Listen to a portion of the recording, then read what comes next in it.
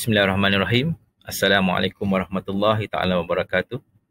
Bersama saya Ahmad Nuruddin Abdul Nasir. Hari ini saya akan kongsikan perkongsian saya ulasan gadget.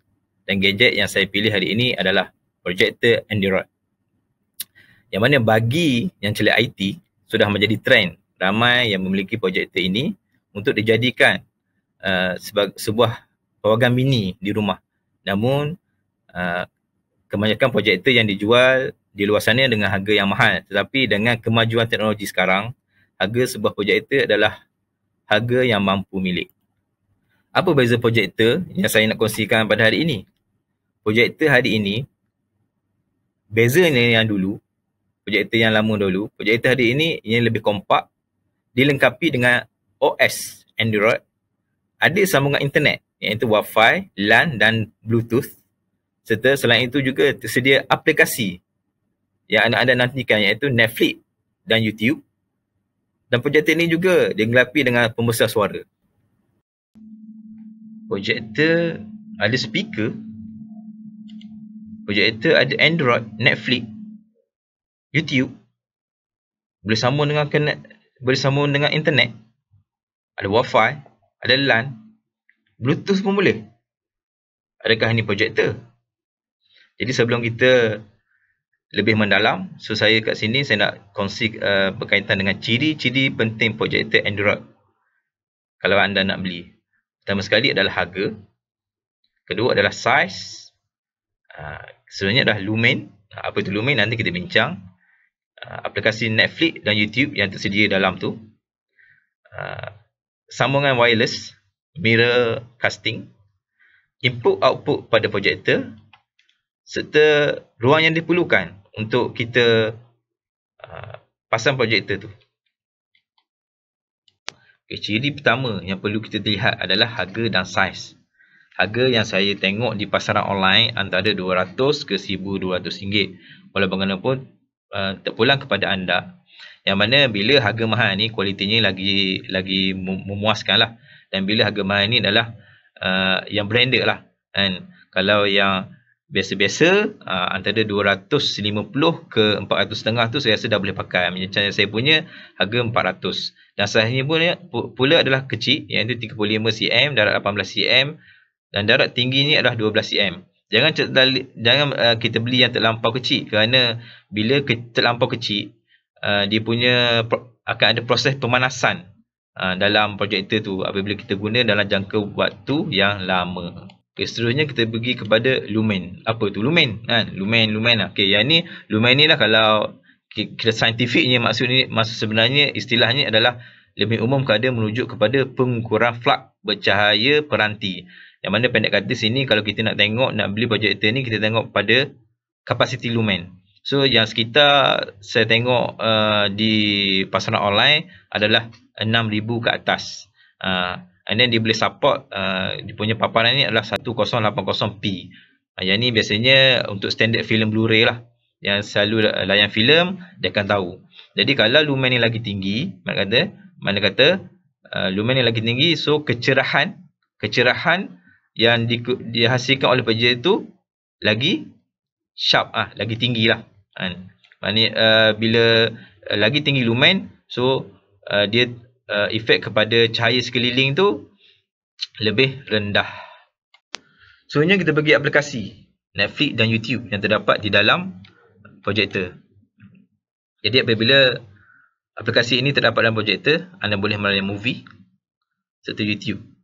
Dan solusinya kat sini adalah anda tidak lagi bergantung kepada smartphone, smart TV atau komputer untuk melihat Netflix. Atau yang satu lagi kita pakai Android box.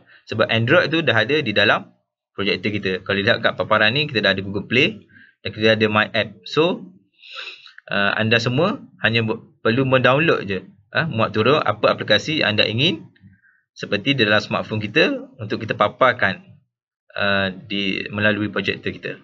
Okay, seterusnya adalah wireless mirror casting. Yang ni kita selalu pakai pada smart TV kita melalui phone ataupun mana-mana device dengan koneksi wireless ataupun Bluetooth lah.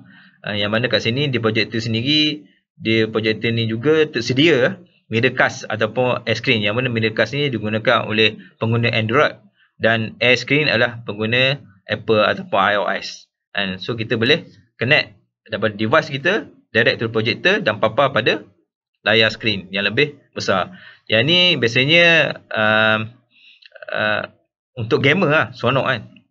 Kerana apabila mereka bermain game seperti Mobile Legends, PUBG Mobile dan Call of Duty, dia akan puas hati lah sebab paparannya lebih besar. Okay, seterusnya kita pergi kepada input output. Input output yang mana port yang terdapat di speaker itu sendiri. Pertama sekali kita bagi yang penting adalah HDMI port lah. Kalau kita nak sambung dengan decoder, dengan konsol game seperti PS4, Xbox, so kita boleh sambung di projector. Android board pun kita boleh sambung di projector menggunakan HDMI cable. So USB untuk kita layan movie, kita masukkan USB, so kita play kat situ. Movie ke, music ke, kan? And then VGA port, okay, AV port pun ada. Kita boleh tengok di gambar. SD card slot, sebab projector ni disediakan dengan 1 gig memory dan 8 gig storage. So jadi kalau tak cukup 8 gig tu, kita boleh masukkan TF card lah. TF card 1632. So kita boleh masukkan, boleh tambah storage projector. Seterusnya SD card slot adalah card untuk kita tambah kita punya storage. 3.5mm audio output port, yang ni kalau kita rasa nak tambah speaker. Speaker sedia dia dah ada. Cuma kalau kita rasa nak pakai speaker lain, external speaker, so kita boleh pakai external speaker untuk home theater punya sistem. Ataupun satu lagi ciri-ciri terbaru adalah Bluetooth. Kita boleh pakai speaker Bluetooth untuk lebih menarik lah. Orang cakap tak nak ada nampak wire pun semua, so boleh pakai Bluetooth speaker. So dia boleh pairing dengan projector ni sendiri. Ya. Selain tu kalau kita tengok kat situ, kita ada operation button, IR control, yang ni remote untuk bateri, untuk remote, yang mana dia disediakan di belakang dan di depan projector itu sendiri untuk kita mudah mengawal lah. Seterusnya adalah ruang dan jarak. Okey, orang cakap bila pakai projector ni kena pakai jarak yang jauh kan, tapi sebenarnya projector yang terkini ataupun projector untuk entertainment ni hanyalah kita boleh jarak 3 meter dalam 10 kaki lah. Dengan jarak 3 meter kita boleh menghasilkan paparan seluas sebesar 120 inci. Jadi kita tak boleh beli TV ya. 120 inci macam kat dalam gambar tu 3.9 meter boleh menghasilkan 130 inci. Yang ni bergantung kepada orang cakap kualiti, bergantung kepada performance lah setiap projector. Maknanya lagi mahal lagi branded projector tu, so dia akan menghasilkan kualiti yang lagi baik lah. Tapi bagi saya yang saya pakai sekarang ni hanya dalam 10 kaki boleh hasilkan 120 inci. Okay, spesifikasi seterusnya yang tambahan lah. Okay, kalau tengok di paparan ada yang projector yang menghasilkan 8000 lumen. Macam saya cakap tadi, bila 8000 lumen penghasilan cahaya tu lebih cerah lah kan. And then ada kualiti 4K kan. Yang terbaru aplikasi TikTok pun telah dimasukkan dalam projector. Selain itu kita kena tengok operasi sistem dia Android. Kalau boleh, yang cantiknya bila Android itu adalah Android yang latest lah. GPU yang digunakan ini untuk grafik, CPU, prosesor yang ada dalam projector. Okey, RAM dia setakat ni yang paling rendah saya tengok 1 GB lah. Okey, dia punya storage 8 GB. So kita ada SD card, TF card, so boleh masukkan TF card tadi untuk tambahkan storage.